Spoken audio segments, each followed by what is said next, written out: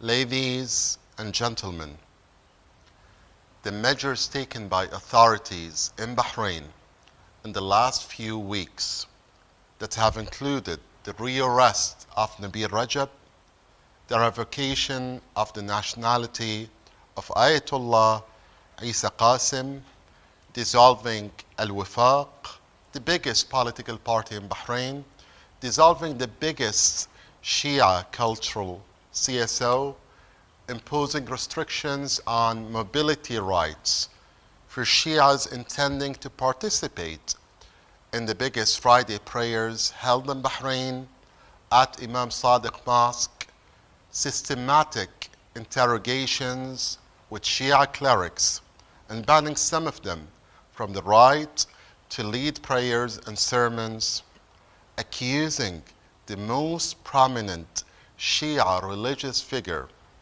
of money laundering for practicing a Shia ritual, and other repressive measures are expected to escalate to harsher measures.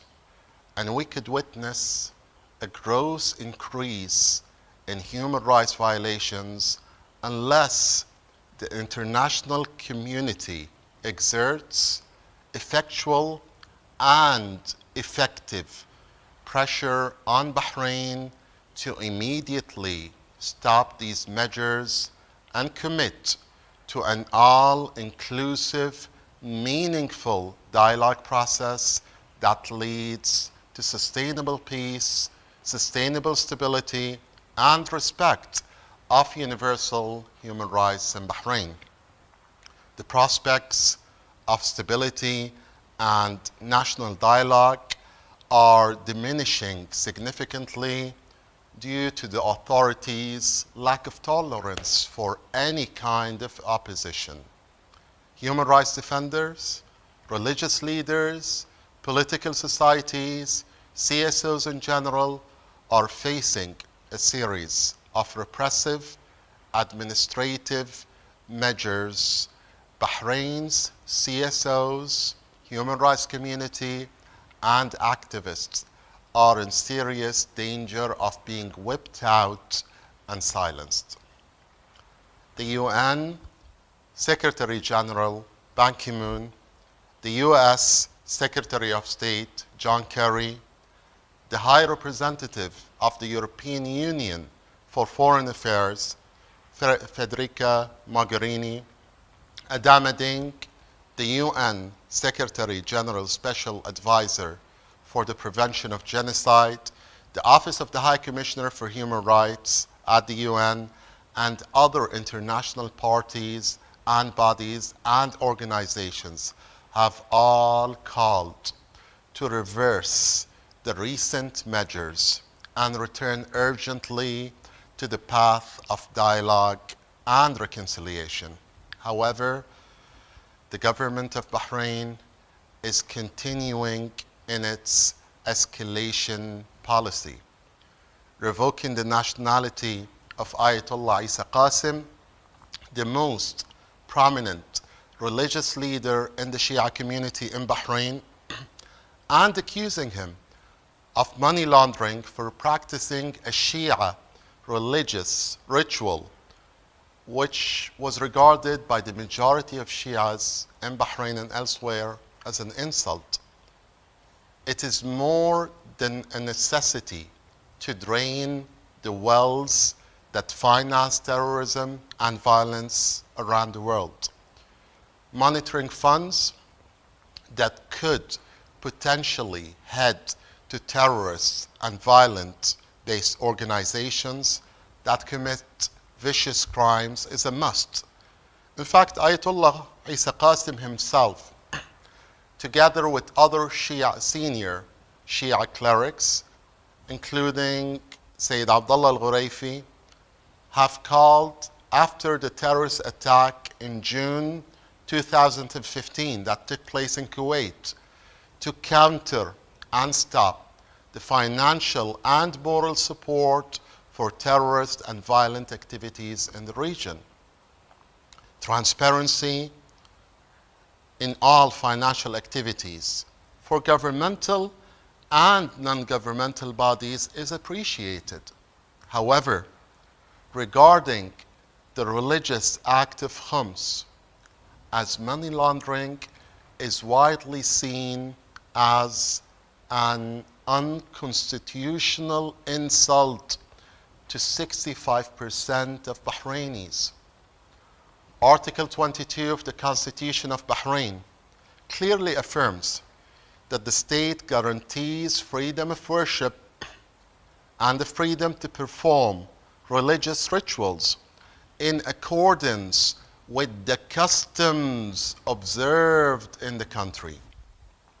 Shias that form up to 65% of the national religious demography in Bahrain have been practicing the religious duty of khums in the same manner for centuries and not for decades.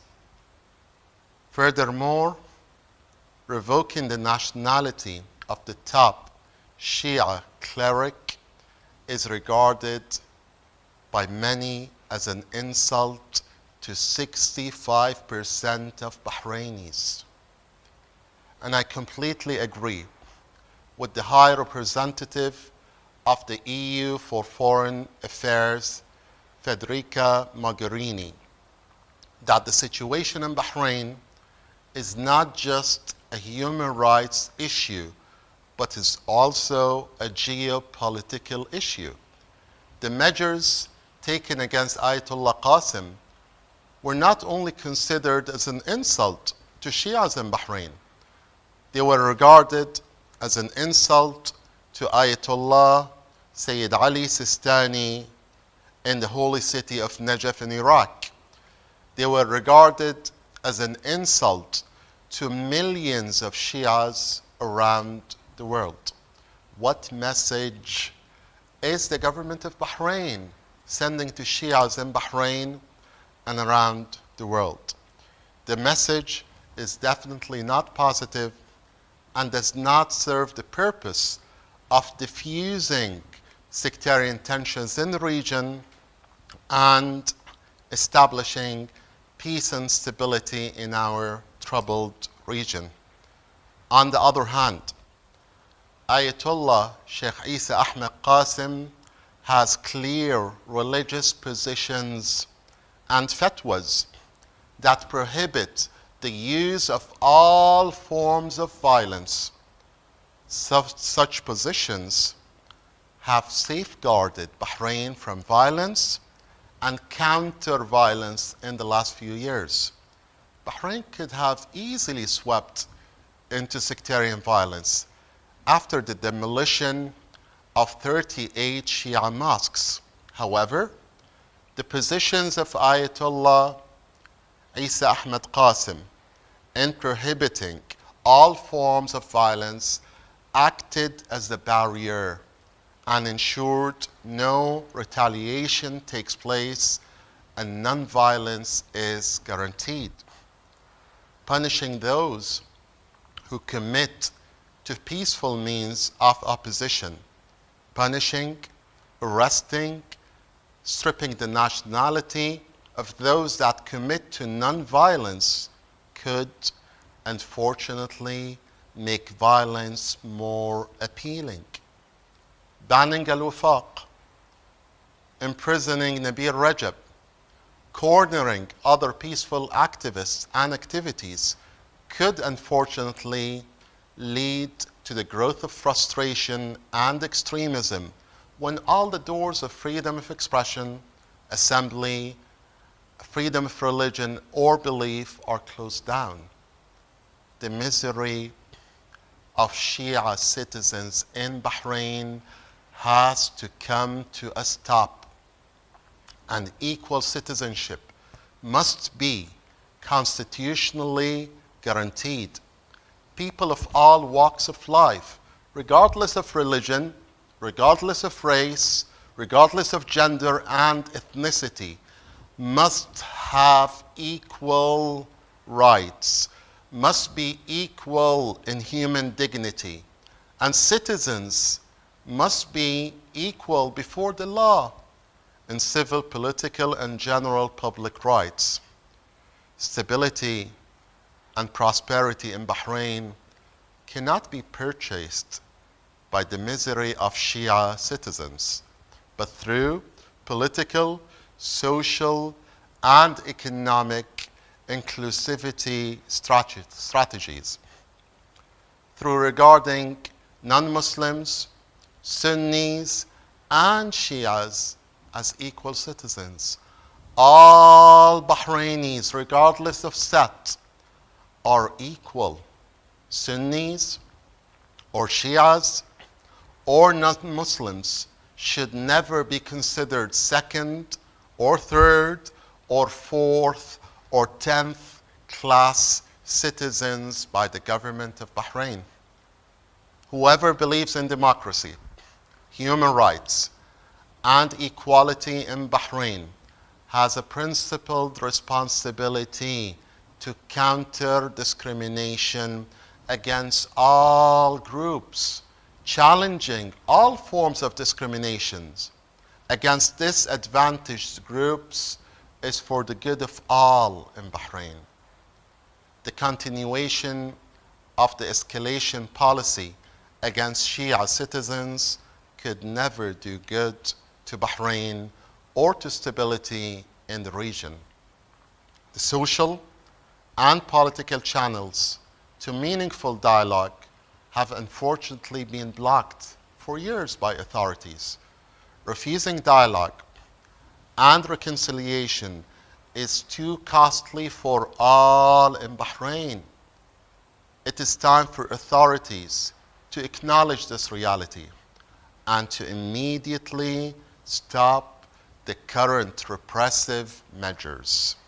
Finally, I would like to end my statement with the words that the UN High Commissioner for Human Rights, Zayed Hussein, has said in his opening statements at the 32nd session of the UN Human Rights Council in reference to Bahrain.